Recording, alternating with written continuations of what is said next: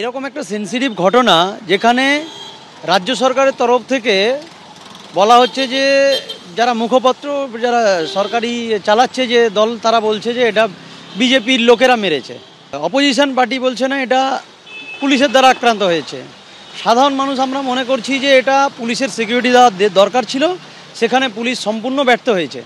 তাহলে কে মেরেছে, কিভাবে মেরেছে, কিভাবে লাগলো, সেটার জন্য তো পুলিশকে নিজেই একটা স্বতঃপ্রণোদিত মামলা নেওয়া উচিত ছিল। যেখানে এত বড় একটা রেপ মার্ডার কেসে আপনার স্বতঃস্ফূর্তভাবে মামলা পর্যন্ত পুলিশ নেয়নি।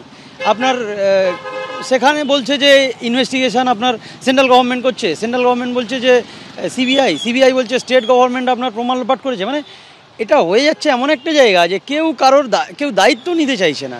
ধর্ষণ এবং মার্ডার হওয়ার মতো একটা অন ডিউটি ডক্টরের বাবা মা সেই একই দিনে হসপিটালের আপনার সেই 9 আগস্টই রাস্তায় বেরিয়েছিলেন বিচার চাইতে, তখন তাদের উপরে লাঠির আঘাত হচ্ছে। তাহলে আমার মনে হয় এটা একটা ইটসেলফ দেখা যাচ্ছে যে পুলিশের ব্যর্থতা। আমরা একটা এফআইআর করেছি, যেটা করতে হয়, যেটা নিয়ম মাফিক আছে, মেলের মাধ্যমে করেছি। ঘটনাটা পুরো সম্পূর্ণ লিখে করেছিলাম, শেষকিয়া সরণি থানায় করেছিলাম। কিন্তু ওরা আবার বলেছে এটা শেষকিয়া সরণি থানা হবে না, এটা অন্য থানায় হবে। অন্য থানায়, কোন থানা সেটা বলেনি। পুলিশ এর তদন্ত করবে এবং আসল অপরাধীদের বের করবে, এটা শিওর রাখবো আমি। যারা যা মেরেছে আর কি,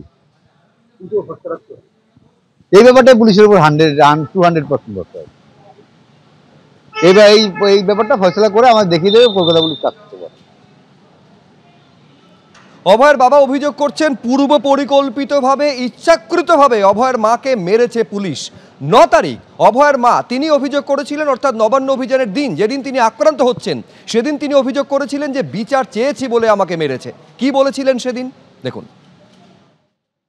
বিচার চেয়েছি বলে আজকে আমাকে মেরেছে, হাতের শাখাটা ভেঙে দিয়েছে, কপালে মেরেছে, সারা হাত কেটে দিয়েছে। অনেক পুলিশ মিলে আমাকে মেরেছে, রাস্তায় ফেলে মেরেছে। আমাদের দুজনকেই মারা হয়েছে ধর্মতলায়, সেখানে আমাকে মারা হয়েছে। এই আমার হাতের শাখা ভেঙে দেওয়া হয়েছে, এই কপালে মারা হয়েছে, এই পিঠে মারা হয়েছে, রাস্তায় ফেলে রীতিমতো আমাকে 4-5 জন পুলিশ। আমি অনড় রয়েছি, আমাকেও মেরেছে পুলিশ। পুলিশ ঘটনার পর দিন অর্থাৎ 10 তারিখে সিপি আপনারা জানেন যে একেবারে সাংবাদিকদের মুখোমুখি হয়েছিলেন। অভয়ের মায়ের সঙ্গে যেরকম আচরণ করা হয়েছে, যেভাবে তার মাথায় একেবারে আক্রান্ত হয়েছে, মাথা ফুলে গিয়েছিল, এই ঘটনাকে অনভিপ্রেত বলেছিলেন তিনি। কি বলেছিলেন সেদিন সিপি দেখুন। CCTV footage, video footage, body ক্যামেরার ফুটেজ, ওখানে ড্রোন থেকে সার্ভেলেন্স হচ্ছিল তার ফুটেজ দেখা হচ্ছে, বিভিন্ন অ্যাঙ্গেল থেকে ফুটেজ দেখা হচ্ছে। যতক্ষণ ফুটেজ আমরা অ্যানালিসিস না করতে পারি পুরোটা, ততক্ষণ আমাদের পক্ষে বলা সম্ভব নেই। কিন্তু yes, it is a part of investigation and definitely আমরা ওটার তদন্ত করে দেখি। আজকারে ডিসিজ ওনার মা যেটা অ্যালিগেশন করছেন, নিশ্চয়ই ওনার ইঞ্জুরি হয়েছে, সেটা রেগ্রেটেবল আছে। এটা অ্যাকচুয়ালি হওয়া উচিত নেই, কিন্তু কেন হলো, কী কারণে হলো, পুলিশের যেটা অ্যালিগেশন হচ্ছে যে পুলিশ মেরেছে, সেই অ্যালিগেশন সত্যি কি মিথ্যা, এগুলো সব অ্যাঙ্গেল দেখা হচ্ছে। অভিযোগ যদি আসে নিশ্চয়ই তদন্ত করা হবে, আর যদি অভিযোগ যদি নাও আমরা পাই, আমরা নিশ্চয়ই আমাদের গতকাল থেকেই আমরা নিজেই তদন্ত করছি।